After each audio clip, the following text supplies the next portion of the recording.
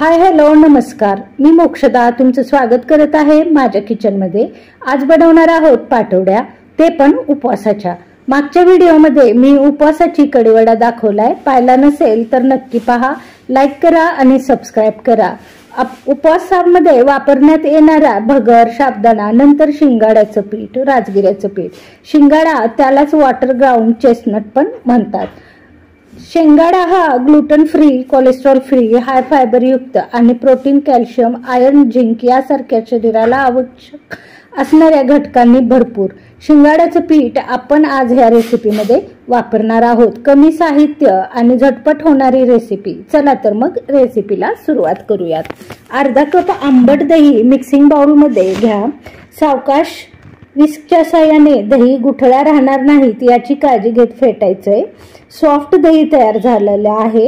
यामध्ये दही मोजून घेतलेल्याच वाटीने 1 वाटी पाणी टाकून परत दही आणि पाणी मिक्स करून घ्या।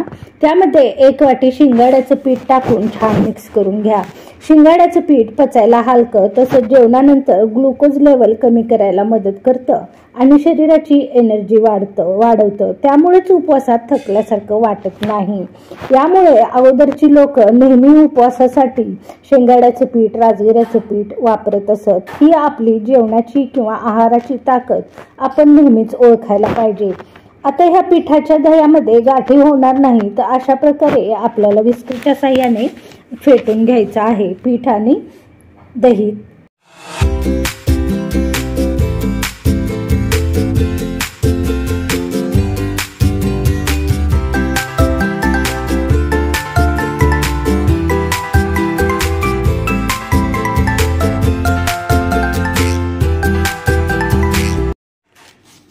एका दगडाच्या खलबत्त्यामध्ये 5-6 हिरव्या मिरची आणि 1 चमचा जिरे दोन्ही वाटून घ्या। तुम्ही खलबत्ता नसेल किंवा तुम्हाला मिक्सरमध्ये वाटायचं असेल तर तुम्ही इथं मिक्सरमध्ये वाटलं तरीही चालेल। वाटलेली मिरची 2 चमचे, सेंधा मीठ 1 चमचा आणि चिमूटभर हळद टाकून मिक्स करा। हळद फराळासाठी वापरत नसाल तर तुम्ही इथं हळद वापरली नाही तरी चालेल। जर तुमच्याकडं घरची हळद असेल तर तुम्ही इथं घरची हळद चिमूटभर वापरू शकता। हळदीमुळे रंग छान येईल। आता आपण हे पीठ व्यवस्थित मिक्स करून घेऊयात। एका कढईमध्ये गाळणी ठेवा। मिक्स केलेलं दही आणि शिंगाड्याचं पिठाचं मिश्रण गाळून घ्या। गाळल्यामुळे पाटवडी सॉफ्ट होते। हिरव्या मिरचीचा स्वाद पाटवडीला लागतो, पण दाताखाली येत नाही। पाटवडी तोंडात टाकल्या टाकल्या विरघळेल। चला आपण आता पाटवडी बनवूयात। गॅस चालू करा। कढई गॅसवर ठेवून सतत चमच्याने ढवळत राहा। सतत चमच्याने ढवळल्यामुळे पीठ एकसारखं तर शिजेलच, शिवाय तळाला चिटकणार नाही। आपल्याला पीठ शिजण्यासाठी 4 मिनिट लागतील।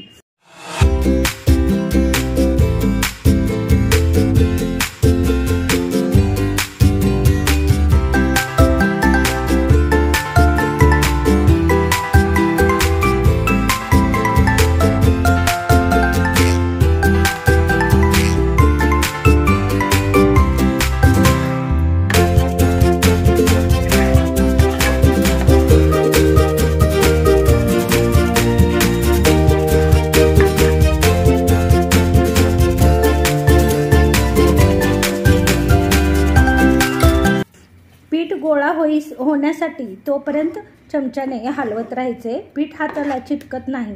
4 मिनिट झालेत। कढई पीठ सोडत आहे आणि चमच्याने पीठ एका ठिकाणी गोळा होत आहे। ह्या स्टेजला तेल लावलेल्या गोल ताटामध्ये पिठाचा गोळा काढून घ्या।